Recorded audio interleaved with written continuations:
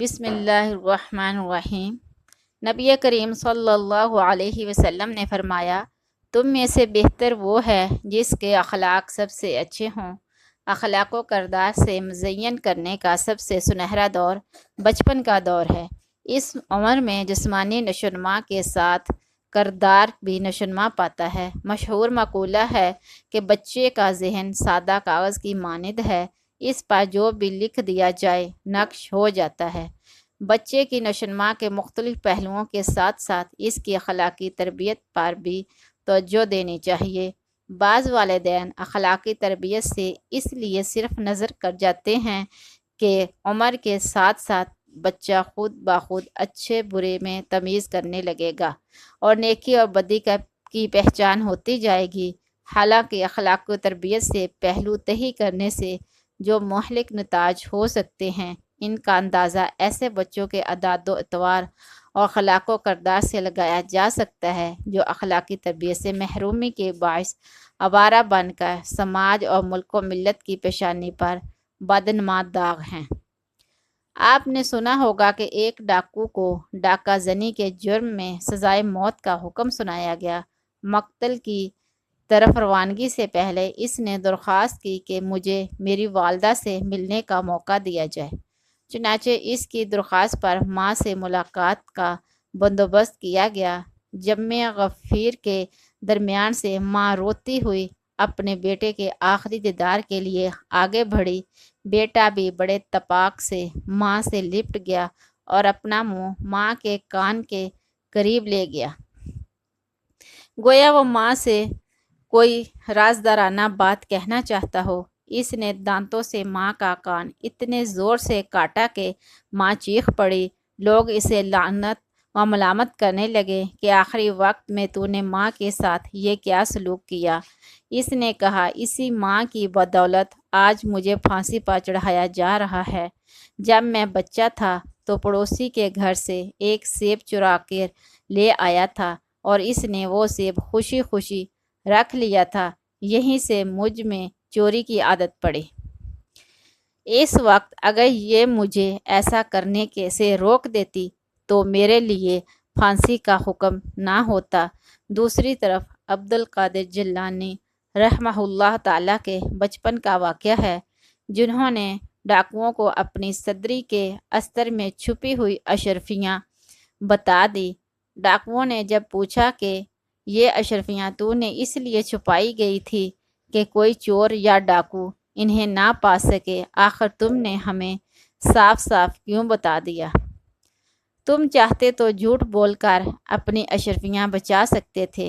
عبد القادر جیلانی رحمہ اللہ تعالیٰ نے جواب دیا، سفر پر چلتے وقت میری ماں نے مجھے نصیحت کی تھی کہ بیٹا، ہمیشہ کچھ بھی ہو جائے تم جھوٹ مت بولنا۔ عبد القادر جیلانی رحمہ اللہ تعالیٰ کی اس بات کا ڈاکوؤں پر اتنا اثر ہوا کہ انہوں نے اپنے جرم سے توبہ کی، لوٹا ہوا سارا سامان واپس کیا اور نیکی کی راہ اختیار کر لی۔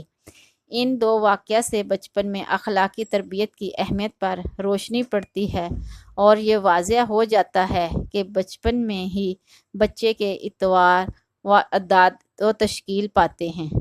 بچے کو بہترین انسان، اچھا شہری اور باعمل مسلمان بنانے کے لیے ضروری ہے کہ اس کے کردار کی تعمیر پر بچپن ہی سے توجہ دی جائے۔ بچے کی اخلاقی تعلیم و تربیت کے سلسلے میں درج ذیل باتوں کو خصوصی طور پر ملحوظ رکھا جائے۔ کچھ تربیتی اور اخلاقی اصول متعین کر کے زبردستی بچوں پر نہ ٹھونسے، اس سے بچے میں نفرت کا جذبہ پیدا ہوگا۔ بچہ بے شمار آزمائشوں اور حالات و واقعہ سے دوچار ہوتا ہے۔ آپ ان حالات اور آزمائشوں کو سمجھیے اور عمل سے نپٹنے کے لیے اس کی مناسب اور بروقت رہنمائی کرتے جائیے۔ اپنے عمل کی اچھے اور برے نتائج سے اور آپ کی مشفقانہ رہنمائی سے نیکی و بدی میں تمیز کرنے کی صلاحیت پیدا ہو جائے گی اور وہ اخلاقی اصولوں کو آسانی سے سمجھ سکے گا۔ خشک اور خطبانہ نصیحتوں سے پرہیز کیجیے، دلچسپ انداز میں قصے کہانیاں اور اچھے اچھے مثالوں کے ذریعے اخلاقی نصیحت کا مفہوم سمجھائیے۔ فرض کیجئے آپ کے بچے نے کسی کو گالی دے دی تو صرف یہ خشک نصیحت کر کے نہ رہ جائیے کہ گالی مت دیا کرو، گالی دینا بہت بری بات ہے، بلکہ اسے گود میں لے کر پیار و محبت سے یوں سمجھائیے، دیکھو بیٹا، یہ میرے پاس روپیہ ہے، یہ روپیہ میں تم کو دیتی ہوں، مگر تم اس لیے انکار کر دو گے کہ یہ پھٹا ہوا ہے، تو پھر یہ روپیہ کس کے پاس رہے گا؟ بچہ فوراً کہے گا آپ کے پاس۔ اب آپ اسے سمجھائیے کہ بیٹا، تم نے اپنے ساتھی کو گالی دینا چاہی، اس نے گالی لینے سے انکار کر دیا اور تمہاری گالی قبول نہیں کی، تو تمہاری گالی کس کے پاس رہے گی؟ بچہ کچھ سوچے گا اور سوچ کر کہے گا کہ میرے ہی پاس، اور اگر جواب نہ دے سکے تو آپ اس پر واضح کر دیجئے کہ تمہاری گالی تمہارے ہی پاس رہے گی۔ اس طرح بچے کے ذہن میں یہ بات بیٹھ جائے گی کہ گالی نہیں دینی چاہیے۔ آپ اس موقع پر کوئی ایسا واقعہ بھی سنا دیجئے جس سے گالی دینے والے کا انجام بھی واضح ہو جائے۔ بچے کی تربیت کے لیے یہ بہت ضروری ہے کہ بچے کے مزاج، اس کی صلاحیتوں کا گہرائی سے مطالعہ کریں، اس کی خوبیوں اور خامیوں کو ذہن میں رکھیں، حکمت اور دانائی سے ایک ایک خوبی کو پروان چڑھائیں اور خامی کو ایک ایک کر کے دور کرنے کی کوشش کریں۔